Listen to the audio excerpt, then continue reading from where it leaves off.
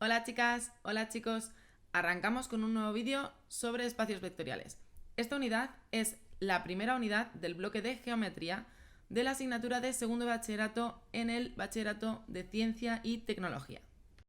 Por lo tanto, en esta unidad lo que vamos a aprender son los conceptos básicos para poder ir adentrándonos poco a poco en conceptos geométricos. La geometría es una parte de la matemática muy importante para desarrollar otras habilidades como la abstracción.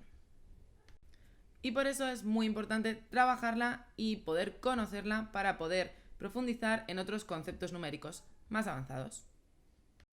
El primer punto de esta unidad son los vectores en el espacio y en el plano. Para ello tenemos que entender perfectamente qué es el plano. Puntos en el plano. El plano se puede definir como un conjunto formado por los pares x, y con x e y pertenecientes a el conjunto de los números reales. De este modo, a cada punto A del plano le corresponde un par x, y. Estas son las coordenadas del punto en un sistema cartesiano. De esta manera, por ejemplo, el punto A, 2, 3 será 2 como coordenada x y 3 como coordenada y. Pero esto ya lo sabemos bien. Entonces, ¿qué es un vector? Un vector es aquel que dados dos puntos A y B se llama vector de origen A y extremo B y se denota por AB con una flecha sobre las dos letras al segmento orientado que une A con B. Es decir, un vector va a ser un segmento orientado. Y los vectores tienen diferentes elementos, concretamente 3. Y los elementos de un vector son el módulo, la dirección y el sentido. El módulo es la distancia entre A y B y se denota AB con la flechita entre dos barras verticales. La dirección es la de la recta sobre la que se encuentra el vector y todas sus paralelas, es decir, esta será la misma dirección que esta, aunque estén en otra parte del plano. Esta es la dirección. Y el sentido, por el contrario, va a ser aquel que contiene cada dirección y tiene dos sentidos.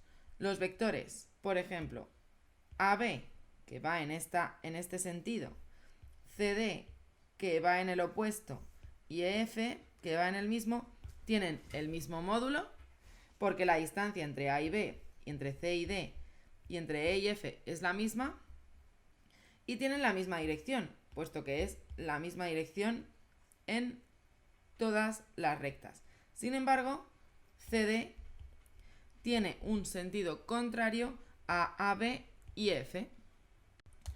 Dos vectores fijos, AB y CD, se llaman equipotentes si tienen la misma dirección, el mismo módulo y el mismo sentido. La relación de equipotencia es una relación de equivalencia. Cumple las propiedades reflexiva, simétrica y transitiva. Y como veis, por ejemplo, en este ejemplo, AB es equipotente a CD.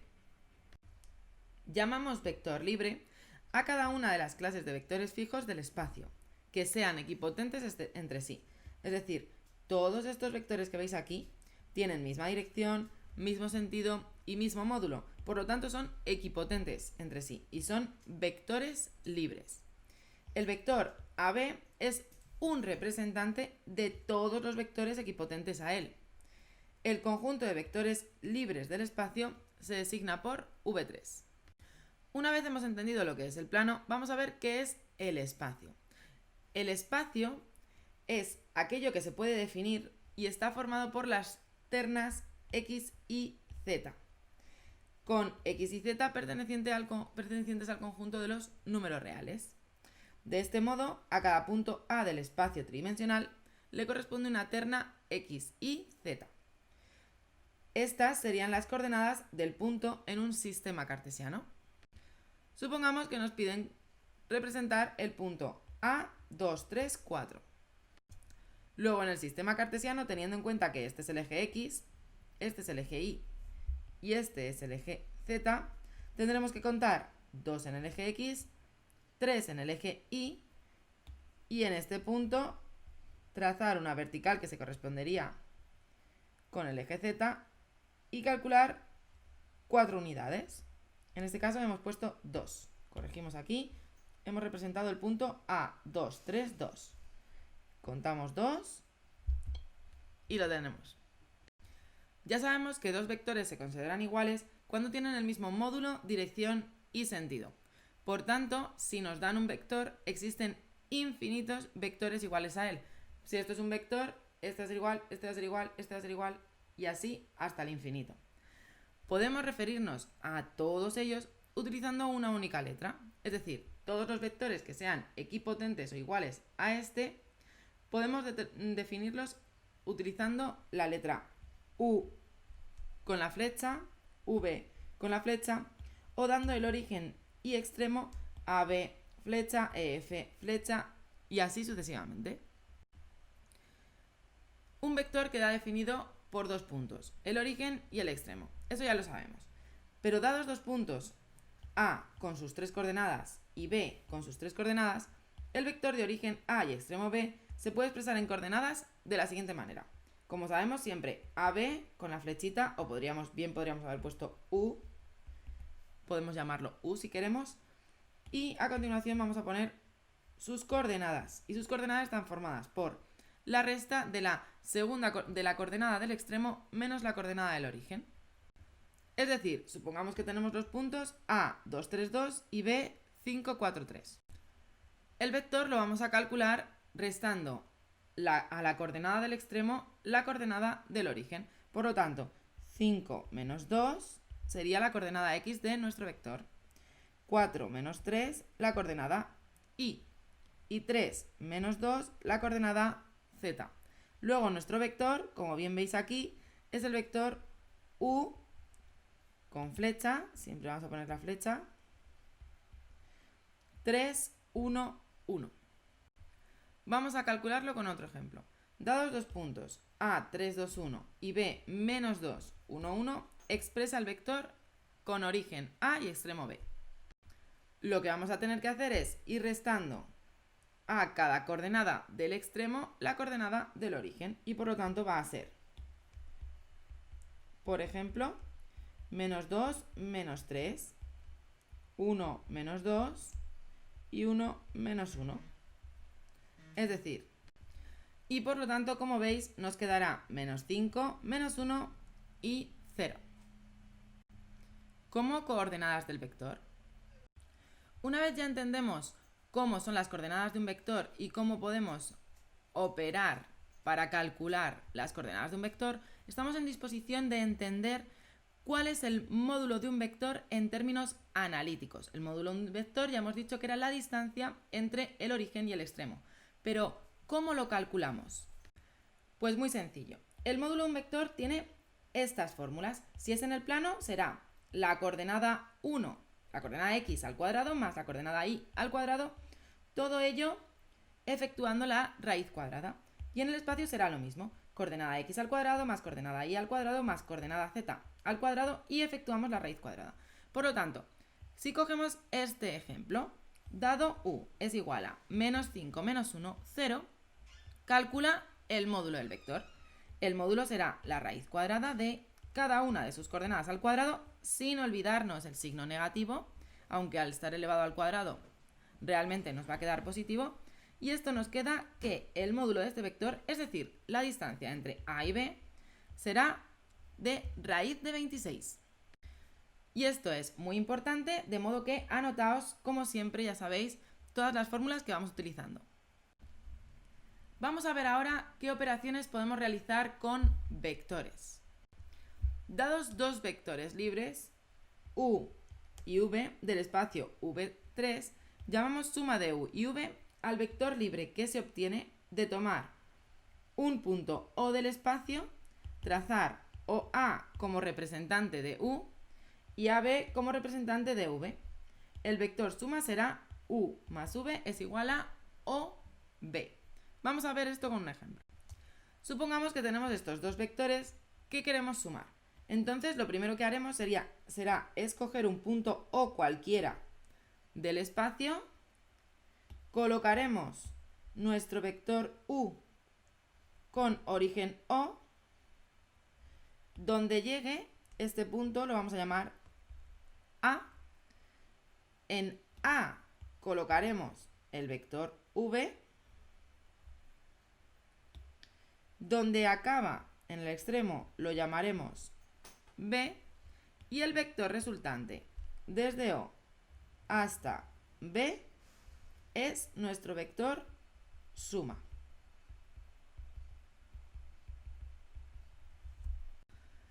Analíticamente, no obstante, es mucho más sencillo, porque solamente tenemos que sumar las coordenadas de cada uno de los vectores para obtener el vector suma. Veámoslo con un ejemplo. Supongamos que nos dan el vector u, 1, 2, 3, y v, menos 1, 2, menos 2. Para calcular su suma, simplemente vamos a tener que sumar las coordenadas de cada uno de los vectores. Sumándolas, obtenemos el vector suma. Para las operaciones con vectores debemos tener en cuenta las propiedades que se le asocian a la suma de vectores, suma y resta de dos vectores. Es conmutativa, es decir, da igual el orden en el que sumemos dos vectores. Asociativa, si tenemos que sumar tres vectores, bien podemos coger los dos primeros y luego sumarles el tercero, o al revés. Existe elemento neutro, es decir, el vector nulo. Si yo a cualquier vector le sumo el vector nulo, obtengo el vector. Existe elemento opuesto, es decir, el vector opuesto. Si yo a un vector lo multiplico por menos 1, es decir, multiplico por menos 1 cada una de sus coordenadas, obtengo un vector que si lo sumo al vector original me da el vector nulo. Y por si no queda claro cómo calculamos el vector opuesto, vamos a ver cómo lo haríamos. Si nos dan un vector cualquiera con las coordenadas, para definir el vector opuesto, denotándolo como menos u, lo que hacemos es multiplicar, como os he dicho, por menos 1 a cada una de sus coordenadas. Vamos a ver un ejemplo. Si el vector que nos dan es 1, 2, 3, su vector opuesto será menos 1, menos 2 y menos 3. Y la representación gráfica sería algo así. Si este es nuestro vector, 1, 2, 3, el opuesto tiene la misma dirección, el mismo módulo, pero sentido opuesto. Otra de las operaciones que podemos realizar con vectores es su producto por un número escalar, por un número real. Dados un vector libre u no nulo del espacio y lambda perteneciente a R, se llama producto de un número real por un vector al vector de elementos siguientes. El módulo va a ser el del vector multiplicado por el número real. La dirección va a ser la misma dirección que la del vector. Y el sentido podrá tener dos opciones. Si lambda es mayor que 0, será del mismo sentido que u. Y si lambda es menor que 0, entonces el sentido será opuesto de u. Veamos un ejemplo. Sea el vector u, 1, 2, 3 y k, el número real 3 que escogemos para multiplicar, calculemos su producto. K por u va a ser igual a 3 por el vector. Lo que haremos será multiplicar 3 por 1, 3 por 2 y 3 por 3. Sencillo, ¿verdad? Veamos qué propiedades cumple el producto de un número real por un vector. Cumple la propiedad distributiva respecto de la suma de vectores, ya que si multiplicamos un número real por una suma de vectores, bien podemos hacer primero la suma y luego multiplicar, o bien podemos multiplicar los vectores y luego realizar la suma. También es distributiva respecto de la suma de escalares, de la suma de números.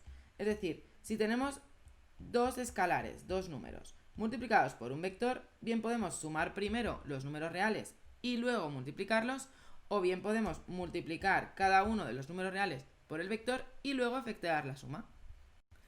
Asociativa mixta, es decir, si tenemos el producto de dos números reales por un vector, bien podemos multiplicar primero los números reales y luego el vector, o primero un número real por el vector y luego por el otro número real. Y por supuesto existe el elemento neutro. El elemento neutro del producto de un número real por un vector es el elemento neutro de los números reales, es decir, el 1. El 1 que pertenece a los números reales. Por lo tanto, si multiplicamos 1 por un vector, nos va a dar igual al vector por 1, que es igual al vector. Otra de las operaciones que podemos realizar con vectores es comprobar si dos vectores son proporcionales. Dados dos vectores libres u y v, se dice que son proporcionales si existe un lambda perteneciente a R tal que suceda lo siguiente: que u sea igual a lambda por v. Es decir, si v dividimos por v ambos miembros de la ecuación, lo que nos quedaría sería lo siguiente: que la coordenada x de 1 entre la coordenada x del segundo sea igual a la coordenada y del primero entre la coordenada y del segundo y sea igual a la coordenada z del primero entre la coordenada z del segundo. Y todo ello nos va a dar un número real que es lambda, que va a ser cualquier número real. Vamos a hacerlo con un ejemplo. Sea u menos 1, 5 y 2 y v menos 3, 15 y 6, comprueba si son proporcionales. Lo que iremos haciendo será dividir cada una de las coordenadas de u entre las coordenadas de v. Si nos van dando el mismo número, entonces podremos determinar que son proporcionales. En caso contrario, tendremos que decir que no son proporcionales. Por lo tanto, menos 1 entre menos 3, un tercio. 5 entre 15, dividimos entre 5, arriba y abajo, un tercio también. 2 entre 6, dividimos entre 2, arriba y abajo, un tercio. Y por lo tanto esto es igual a un tercio. Obviamente sí son proporcionales. Con que solo una de estas operaciones nos hubiese dado distinto de un tercio, entonces no podríamos decir que son proporcionales. Otra de las operaciones que podemos realizar con vectores es calcular o realizar una combinación lineal de vectores. Vamos a ver qué significa esto. Dados dos vectores u y v y dos números reales a y b, se dice que el vector a por u más b por v es combinación lineal de u y v. Es decir, una combinación lineal va a ser coger 2, 3, los vectores que sea, multiplicarlos por números reales, algún vector puede estar multiplicado por 1, es decir, que no altera sus coordenadas, y sumarlos o restarlos. De esa manera obtenemos otro vector que es una combinación lineal de los vectores que hemos utilizado en esa operación. Veamos un ejemplo. Si nos dan el vector u y el vector v, lo que haremos será colocar v, en este caso, como veis, lo hemos multiplicado por 2, es decir, hemos colocado aquí 2 veces v. Como veis, lo único que no cambia, sí que, como es un producto por un número real, sí que puede cambiar el módulo, pero no cambia ni la dirección ni el sentido de los vectores. El sentido puede cambiar si lo multiplicamos por un número negativo.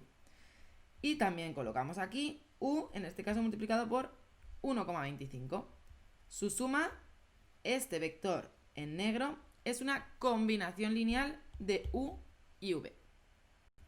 Luego, en definitiva, como decíamos, un vector v es combinación lineal de los vectores u sub 1, u sub 2, u sub 3, u sub n, si puede expresarse como v es igual a un número real por u sub 1 más un número real por u sub 2 más así hasta todos los vectores que participen en esa combinación lineal. Veámoslo con un ejemplo.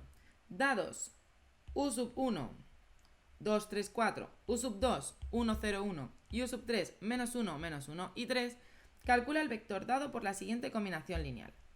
v es igual a 3 veces u sub 1 menos 5 veces u sub 2 más 5 veces u sub 3. Pues simplemente lo que haremos será ir colocando cada uno de los números reales de la combinación por las coordenadas del vector.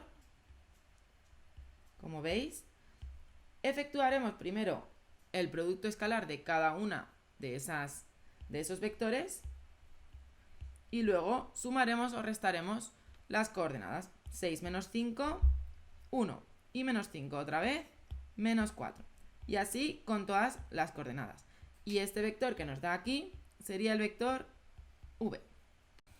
Veámoslo con otro ejemplo.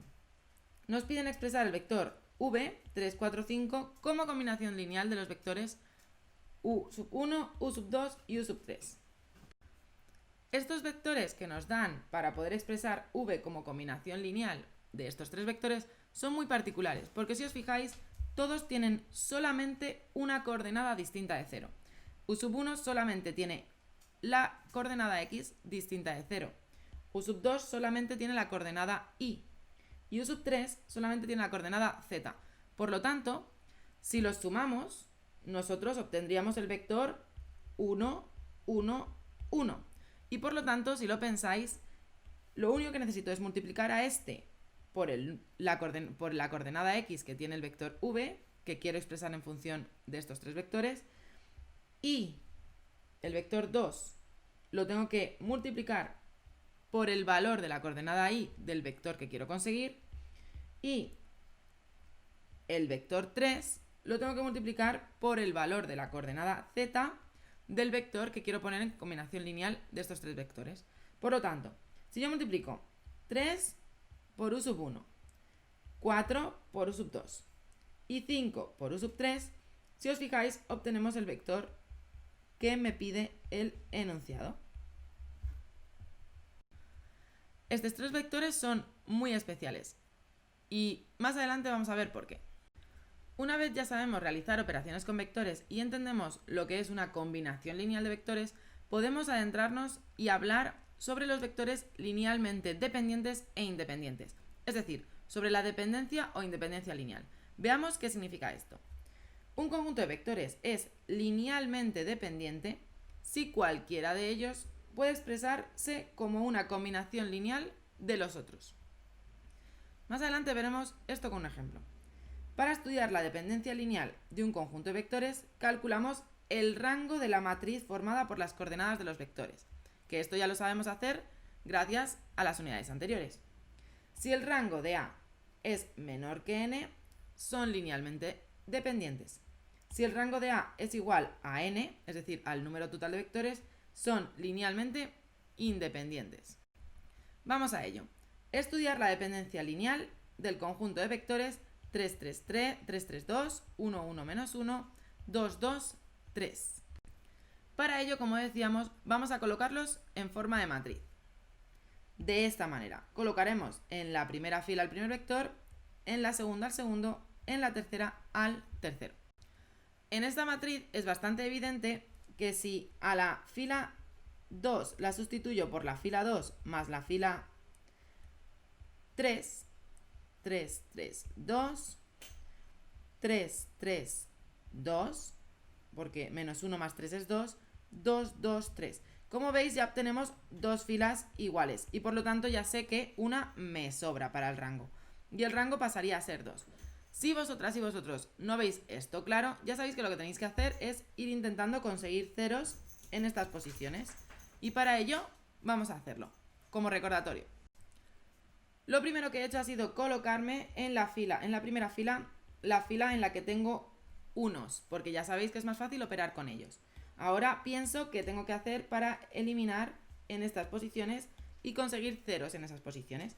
Es tan sencillo como la fila 2 la sustituyo por la fila 2 menos 3 veces la fila 1.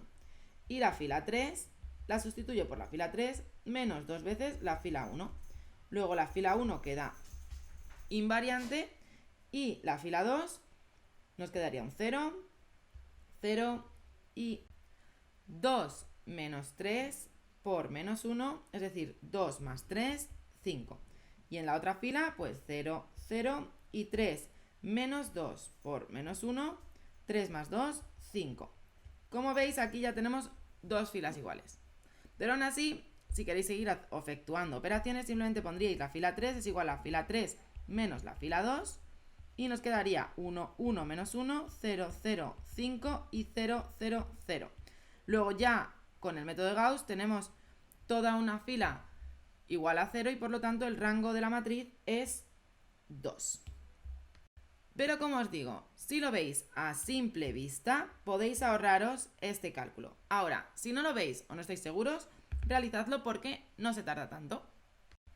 Luego, en conclusión, en este caso, como el rango de la matriz es 2 y el número de vectores que me daban eran 3, es decir, el rango de la matriz es menor que el número de vectores, el conjunto de vectores es linealmente dependiente y por lo tanto podría prescindir de uno de ellos. ¿De cuál? Del que yo quisiera.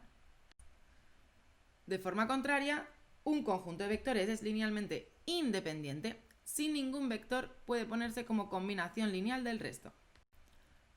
Supongamos que nos piden que demostremos que el conjunto 1, 0, 0, 0, 1, 0 y 0, 0, 1 es linealmente independiente.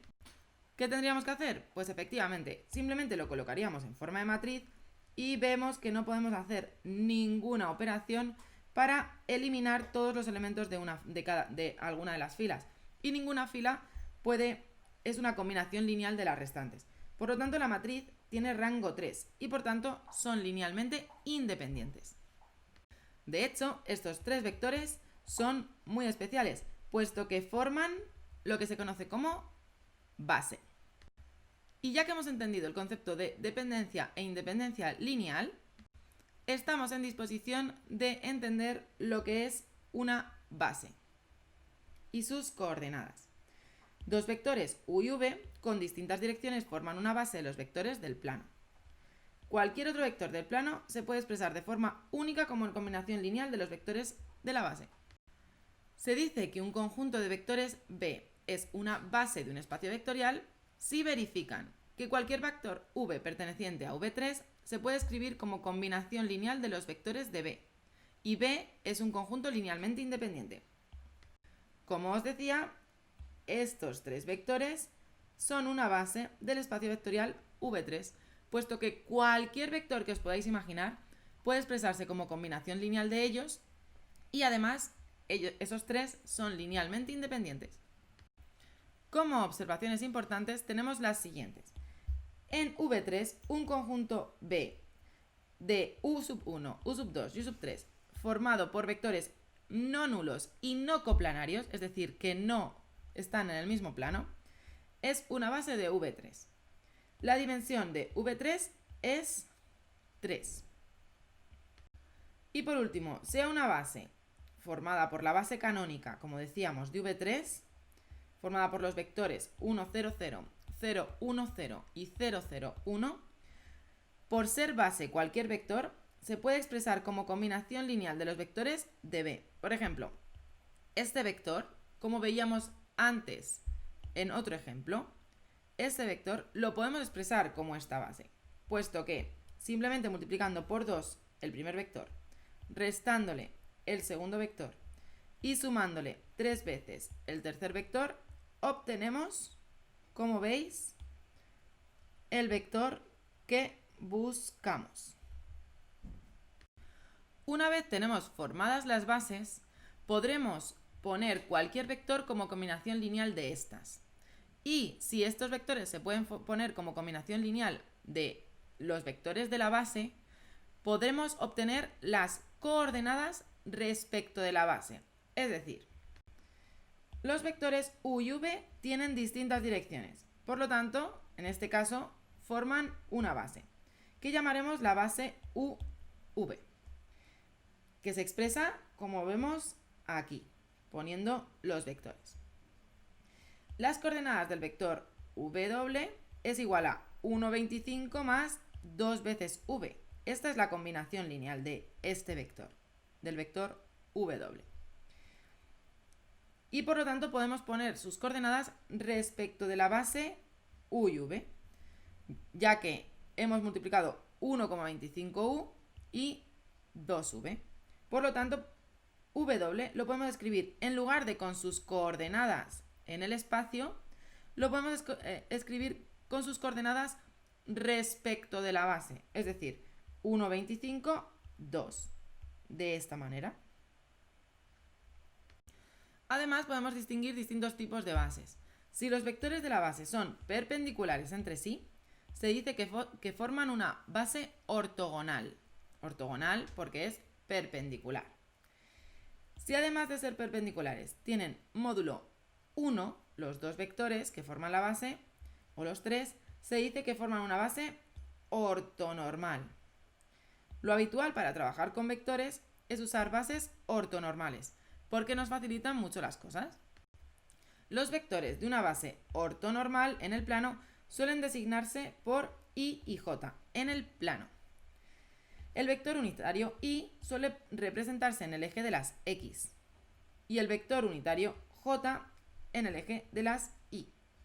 De este modo, dada una base ortonormal b y j, Todo vector v se puede expresar como v es igual a x veces y veces j, siendo x e y sus coordenadas respecto de esa base. Al igual que en el plano utilizamos i, j, en el espacio vamos a utilizar i, j, k. Y los vectores de la base ortonormal serán los que ya hemos ido comentando, la base canónica. Además, sabemos que todo vector v se puede expresar como combinación lineal de esa base, tal y como ya hemos demostrado en 2 ocasiones. De esta forma son x, y z sus coordenadas respecto de esa base. Vamos a ver cómo se representa en el espacio, por ejemplo, el vector 2 por i, 3 por j y 2 por k. Simplemente calcularemos 2 veces i, es decir, eje de las x, 2. 3 veces j, es decir, eje de las y, 3. Y por último, donde intersecan, levantamos una vertical y en ella calculamos 2. 1 y 2. Y este sería el extremo del vector. Por lo tanto, el vector va desde el origen hasta el punto extremo. Con todos estos conocimientos ya estamos en disposición de aprender los tipos de productos que podemos realizar con los espacios vectoriales. Lo veremos en el siguiente vídeo.